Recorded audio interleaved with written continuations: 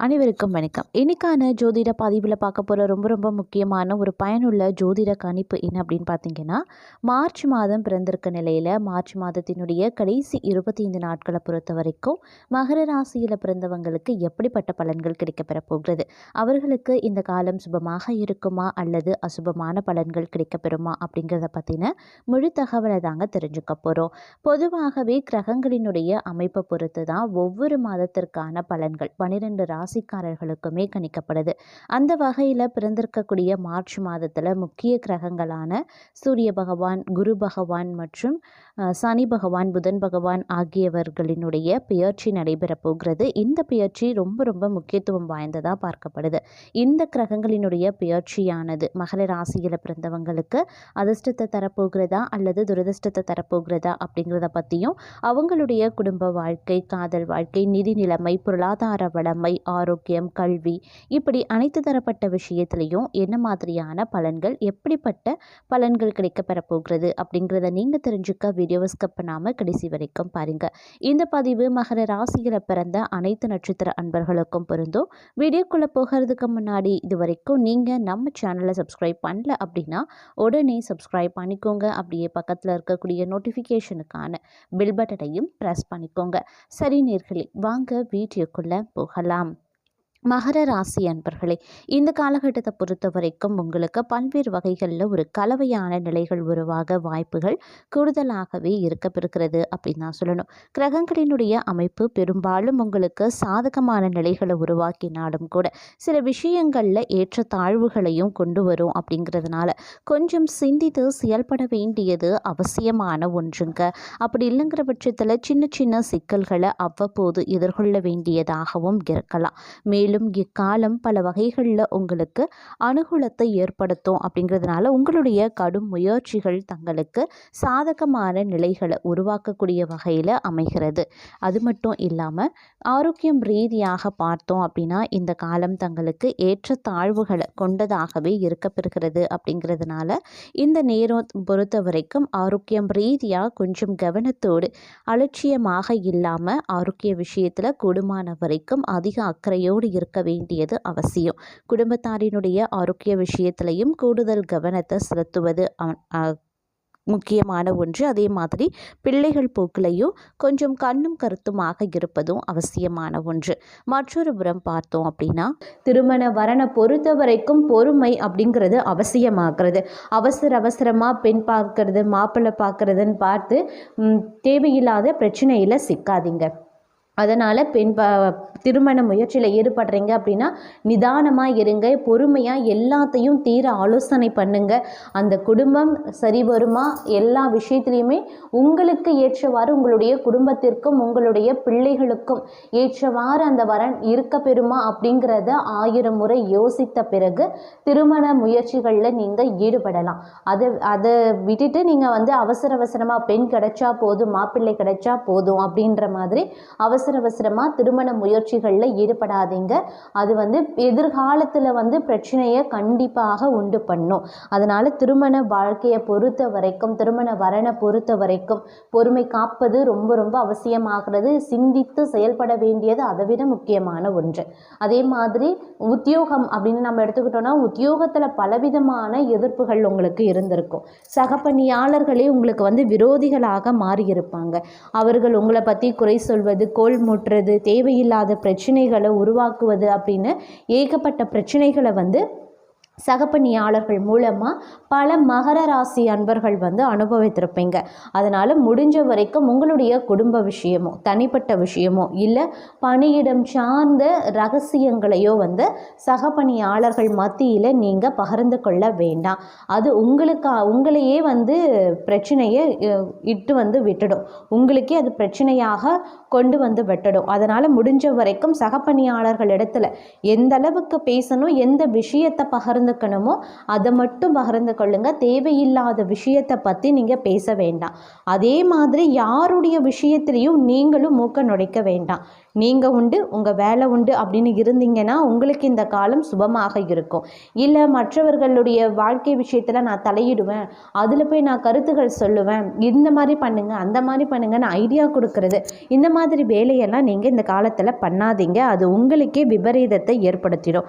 உங்ககிட்ட கேட்குற வரைக்கும் ஆலோசனைகள் எல்லா ஐடியாஸையும் கேட்டுட்டு உங்களுக்கே அகெயின்ஸ்டாக அவங்க வேலையை பார்க்கறதுக்கு ரெடியாக இருப்பாங்க. அதனால் கொஞ்சம் கவனமாக இருங்க. ஏன்னா கிரகங்களினுடைய அமைப்பு உங்களுக்கு இந்த மாதிரியான சூழ்நிலையை அடிக்கடி உண்டு பண்ணிகிட்டே தான் இருக்கும். கூட இருப்பவர்களையே எதிரியாக்கும், கூட இருக்கிறவங்களையே உங்களுக்கு பிரச்சனையை உண்டு பண்ணக்கூடிய வகையில் சூழ்நிலையை அமைச்சு தரும். இந்த மாதிரியான சூழ்நிலை காலகட்டத்தில் இருக்கக்கூடிய உங்களுக்கு ரொம்ப ரொம்ப பொறுமை அவசியம், எச்சரிக்கை அவசியம்.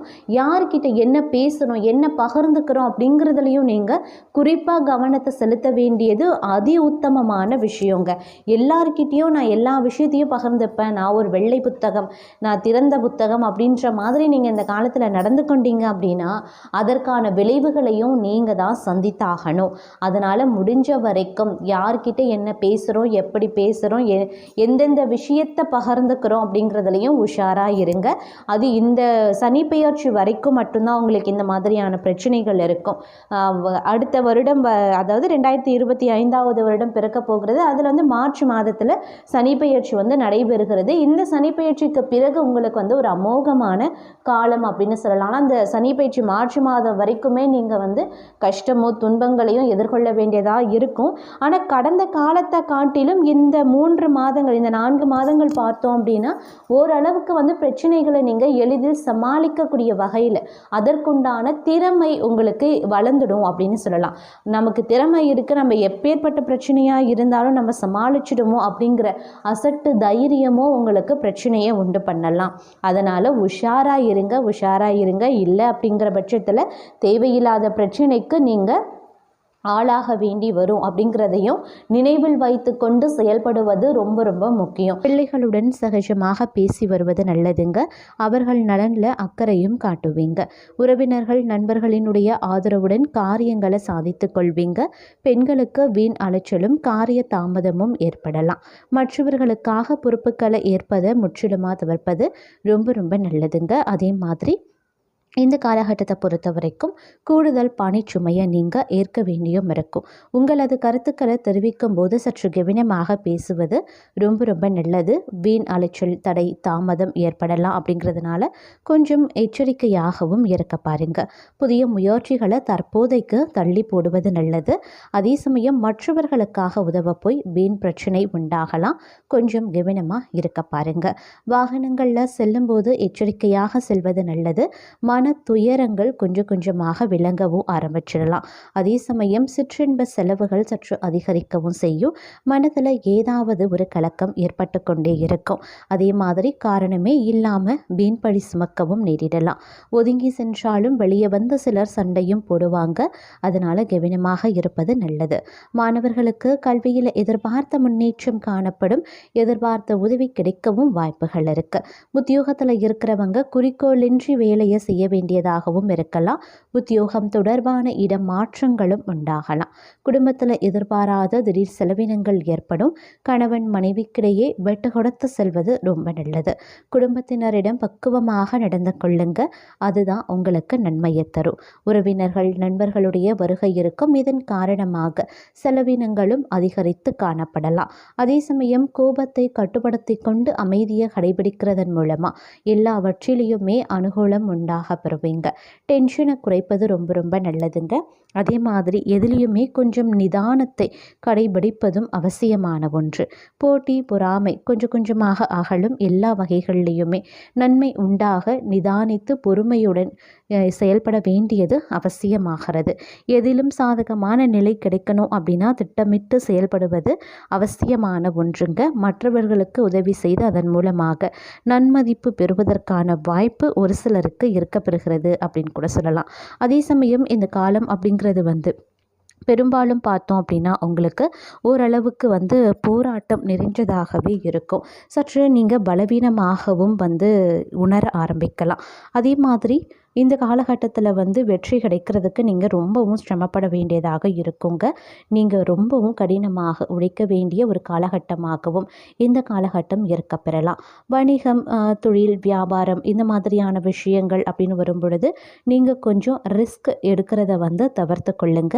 அதே மாதிரி வியாபாரம் காரணமாக பார்த்தோம் அப்படின்னா வெளியூர் இல்லை வெளிநாடு செல்வதற்கான வாய்ப்பு ஒரு சிலருக்கு அமையப்பெறுகிறது. இருப்பினும் நீங்கள் இந்த காலகட்டத்தில் ரொம்ப பலவீனமாக உணரவும் ஆரம்பிப்பீங்க. அதே சமயம் வந்து ஒரு சில நேரங்களில் வந்து கடினமாக உழைத்தாலும் அதற்குரிய பலன்கள் கிடைக்கப்பெறாமலும் போகலாம். அதனால் கொஞ்சம் வந்து நிதானித்து செயல்பட வேண்டியது அவசியமான ஒன்று அப்படின்னு நாங்கள் சொல்லணும். அதே மாதிரி வந்து தொழில், கல்வி கற்கக்கூடிய மாணவர்களுக்கு வந்து அனுகூலமான பலன்கள் தரவும் வாய்ப்புகள் இருக்குங்க.